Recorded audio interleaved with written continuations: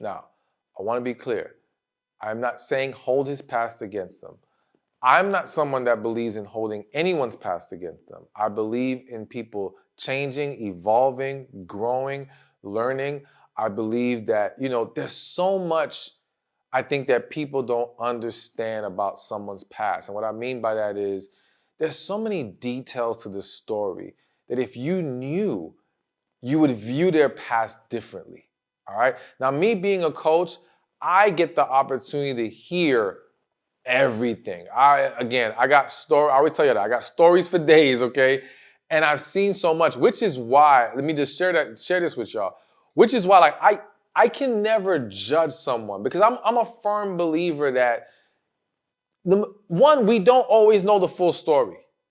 And when you hear some of the actual full stories, or at least a good portion of it, then you would see things so differently because you would have more empathy, more sympathy, more understanding. At least I would hope so. At least if you're a decent person, if you heard some of these things, you would.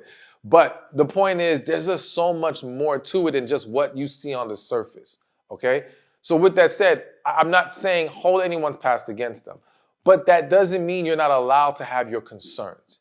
And if you have them, if that's how you genuinely feel, you need to discuss it because you don't want unresolved or unaddressed concerns to be swept under the rug while beginning to this relationship because it's gonna haunt you.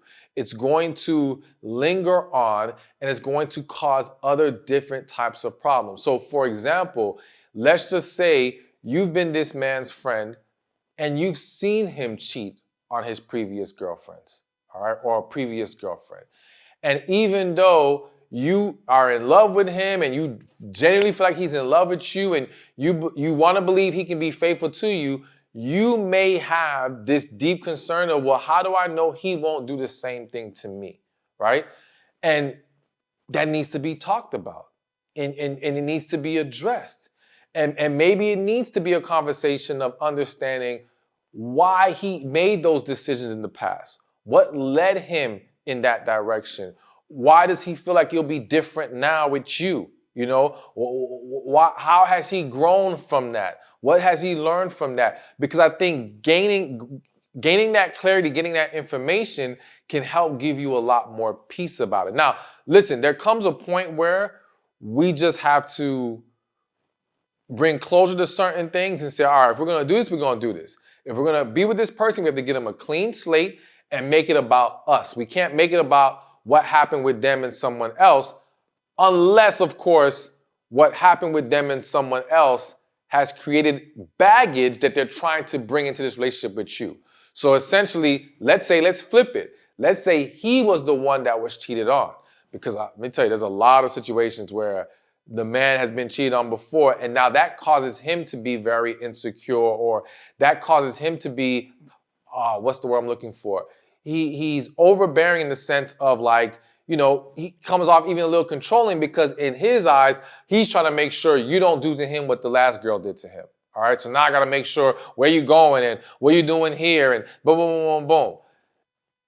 So if that's the case, it's not really about focusing on his past, but it's about focusing on the need for him to heal from it. All right, friend or not, being in love with him or not, him loving you or not, if he has unresolved issues from his past, he needs to face it, address it, heal, release it. The same way you need to as well. But either way, address all the concerns, talk about all these things, and make sure we've cleared the air on everything we need to talk about. All right, so we got a few more to go. So I pretty much just mentioned it, but I want to highlight it a little bit more. So another thing that you need to do when you want to transition from friends to lovers is take time for both of you to heal from your past. Because as I pretty much talked about, I've seen so many relationships, whether it be friends to lovers or just people coming together, co-workers, whatever the case may be, that were sabotaged not because these two people couldn't work. Like, truly, they were in alignment in the sense of they want the same things, they really get along, they really like each other, it's genuine, it's real. but they're both battling their past issues. And it's pouring over into this relationship and it's wreaking all kinds of havoc and it's not allowing them to nurture what they have in front of them. And so it's really important to do the work that we need to do. And this is hitting my spirit, so I have to say this. I don't want to say there's never truth to the idea that you might meet someone who helps you with healing, right? You may get in a relationship with someone and that can happen. I don't want to say that's never the case, but that's typically not how it's going to go down.